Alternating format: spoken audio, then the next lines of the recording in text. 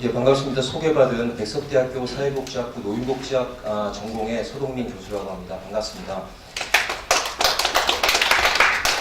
시간이 촉박한 만큼 바로 27페이지 발제문을 중심으로 토론문을 중심으로 말씀을 드리도록 하겠습니다. 제가 차은봉 위원장님 오랜만에 한 14년 만에 뵀습니다. 사실은요. 2004년도에 장규영 실무기획단에서 재정하고 수학 쪽을 담당을 했었습니다. 그래서 2007년도 그 장규영 보험법 성립될 때까지 이제 복지부에서 파견 근무를 건강보험 심사평가원 연구원으로요. 그래서 근무했던 경험이 있고 또 그게 기회가 돼서 또 이쪽으로 공부를 계속 하다가 또 오늘 날이 이런 기회가 있지 않았을까 싶습니다. 다시 한번 감사 말씀드립니다. 오늘 토론의 주제가 이제 고령사회를 앞둔 시점에서 매우 시의적절하고 뜻깊은 논의라고 생각합니다. 발제자께서 말씀해주신 내용에 대부분 공감을 합니다. 따라서 발제문의 순서에 따라서 몇 가지 보충적인 의견과 질문을 드리고자 합니다. 우선 노인장기요양보험의 적용범위에 관한 문제입니다. 우리 장기요양보험법에 보면 장기요양급여에 관한 국가 정책 방향에서 이렇게 기술을 하고 있습니다. 노인뿐만 아니라 장애인 등 일상생활을 혼자서 수행하기 어려운 모든 국민이 대상이 된다라고 하는 부분이죠. 사실 그렇게 따지면 노인장기요양보험이 아니라 제도 초창기에 논의됐던 바와 같이 국민장기요양보험제도가 되는 것입니다. 근데 우리가 이제 발제자께서 장애인이라고 하는 부분도 말씀을 해주셨지만 또 한 가지 또 부분이 우리가 놓치고 있는 부분이 65세 미만 젊은 계층들입니다. 65세 이상은 이제 장기형 상태라고 인정을 받으면 결과를 기준으로 해서 등급을 받을 수가 있지만 65세 미만은 원인도 필요합니다. 노인성 질환이라고 하죠. 치매, 중풍, 파킨슨병 등 이렇게 기록이 되어 있습니다. 그런데 또 문제가 뭐냐면 이 젊은 계층들이 주로 보험료를 냅니다. 그래서 서비스를 받으시는 분들은 주로 어르신들이죠. 그래서 사회보험의 기본 원칙이 있습니다. 보험 가입자와 수급자가 일치해야 된다는 원칙입니다. 우리 제도는 보험료를 내는 가입자와 또 수급권자가 일치하지 않는 문제점이 있습니다. 따라서 65세 미만의 적용을 받는 대상자에 대해서도 우리가 좀 확대할 필요가 있지 않은가라고 하는 부분들을 고민할 단계가 된 것으로 생각이 되고 이 부분에 대해서 발제자님의 의견을 여쭙고 싶습니다. 또 두 번째로 이제 인정체계 문제가 있습니다. 저희가 이제 그 대상자의 어떤 욕구를 판단을 해서 인정을 하고 있습니다만 이게 일종의 그 수요 통제 기전이죠. 우리가 보통 아파서 병원이나 의원을 갈 때는 특별한 사전적인 어떤 그 판정이 필요가 없죠. 하지만 장기요양기관을 이용하기 위해서는 반드시 등급이라고 하는 것을 받아야만 되는 그런 구조입니다. 그래서 이 등급 체계의 이 구조는 이용자의 수급권과 직결되어 있기 때문에 굉장히 중요한 문제라고 생각이 되고요. 그래서 이것을 어떻게 우리가 합리적으로 설계할 수 있는가 하는 것도 굉장히 중요한 이슈가 될 수 있다고 생각합니다. 보통 우리가 장기요양의 개념은 세 가지를 국제적으로 인정합니다. 첫 번째는 이 대상자가 신체적, 정신적 장애를 가지고 있어서 장기간 타인의 도움을 필요로 할 것. 그리고 두 번째는 이러한 장기적 도움이 장기간 갈 것, 보통 6개월 이상을 의미합니다. 세 번째는 이들에게 필요한 서비스가 단지 복지 서비스뿐만 아니라 보건, 의료 서비스를 포괄할 것, 이게 국제적인 정의입니다.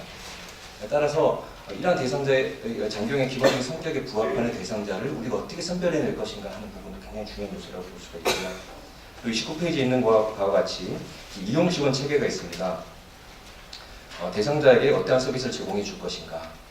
우리가 이제 그 건강보험공단에서 표준 장기 이용 계획서라고 만들어서 지금 제공을 하고 있는데 이 표준이라는 말에 사실은 어폐가 있습니다. 케어 플랜은 표준화하는 것이 아니라 개별화하는 것입니다. 어르신의 대상자의 개별적인 특성에 맞춰서 계획을 세우는 것입니다. 그래서 케어 플랜은 개별화를 추구하고 우리가 표준화를 추구하는 것은 매뉴얼입니다. 급여 기준이죠. 그래서 이 사실은 그 현장 단위에서 이러한 실제로 케어 매니지먼트가 이루어질 수 있도록 하는 것이 굉장히 중요하다는 발제자의 그 지적에 대해서 적극 공감합니다. 또 이 서비스의 질을 높이기 위해서는 개별 방문 요양이나 방문 목욕, 주야간 단기보호와 같은 개별 서비스의 질적인 수준뿐만 아니라 사실은 저희가 토론문에도 써있듯이 적정 구성을 어떻게 확보하는가 하는 게 굉장히 중요합니다. 우리가 좋은 밥상이라고 하는 것은 밥만 훌륭해서는 안 되겠죠. 좋은 반찬도 있고 국도 있고 다양한 구성들이 있어야 될 것입니다. 그러니까 방문 요양만 받아서는 안 됩니다. 방문 간호도 필요하고요. 주야간 보호도 필요하고요.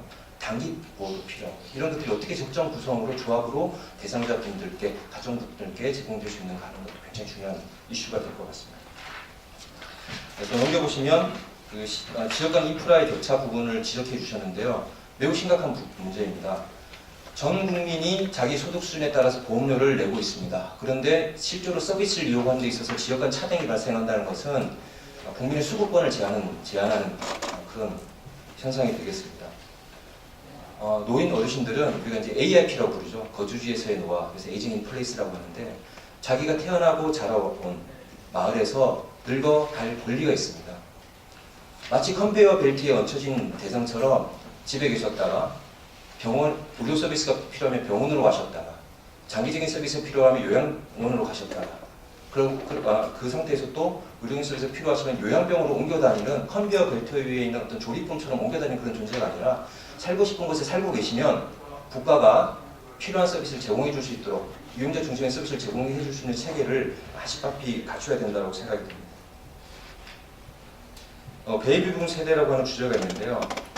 아마 이 베이비붐 세대 등장이 장기요양에 어떤 영향을 미칠지 면밀한 분석이 필요한 시점이 아닌가 생각합니다.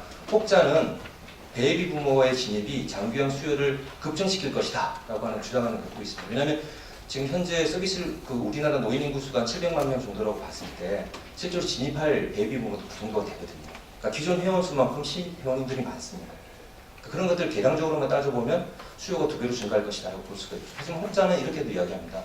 건강 상태가 훨씬 좋으시니까.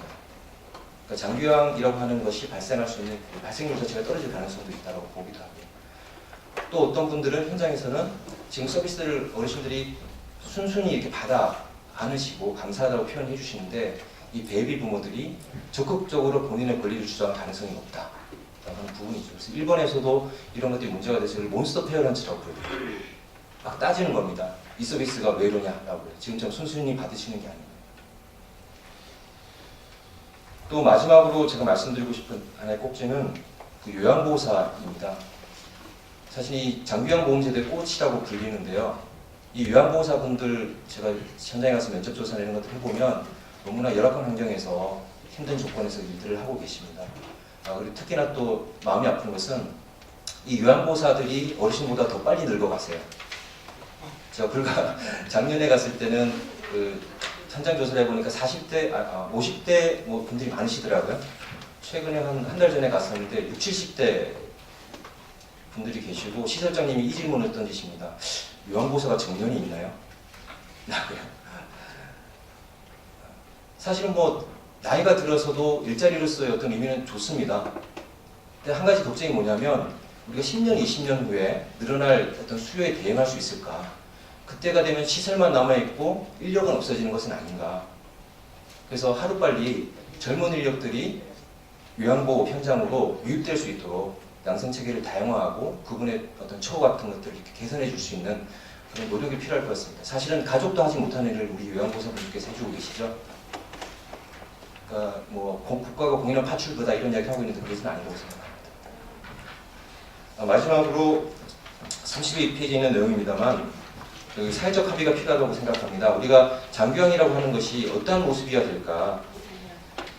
우리 장기요양보험법 제1조에 보면 두 가지를 지적하고 있습니다. 장기요양보험제도는 첫째, 가족의 수발 부담을 경감한다. 저는 가족의 수발 부담을 경감해서는 안 된다고 봅니다. 가족의 참여를 지원해야죠. 가족의 돌봄을 도와주는 게 장기요양보험제도입니다. 가족을 배제시키는 것이 아닙니다. 가족과 함께 갈 수 있도록 하는 것이고요. 두 번째, 건강 증진을 한다. 장기요양은 건강 증진하는 제도가 아닙니다. 어르신의 보건을 위해서 할 수 없어서 장기요양 상태로 넘어오신 어르신들의 잔존 기능을 발견해서 가능한 인권을 유지하면서 제한적이나마 자립할 수 있도록 도와드리는 제도입니다. 우측평마비가 계신데 우측평마비를 낫게 해드리는 제도가 아닙니다. 좌측평마비라고 하는 잔존 기능을 활용해서 식사기라는 도움을 통해서 어르신이 일생 동안 자신이 드시고 싶은 음식을 드시면서 살아갈 수 있도록 지원해주는 그런 철학을 가지고 있는 제도입니다. 그래서 이런 것들이 가능하도록 우리가 학교도 중요하겠지만 현장에서 같이 논의를 하면서 우리 제도에 맞는 과연 우리 부모님이 우리 가족이 그리고 앞으로 우리 본인이 받고 싶은 장기요양보험 제도가 뭔지에 대해서 좀 사회적 합의가 필요한 시점이 아닐까 생각합니다. 네, 이상입니다. 네,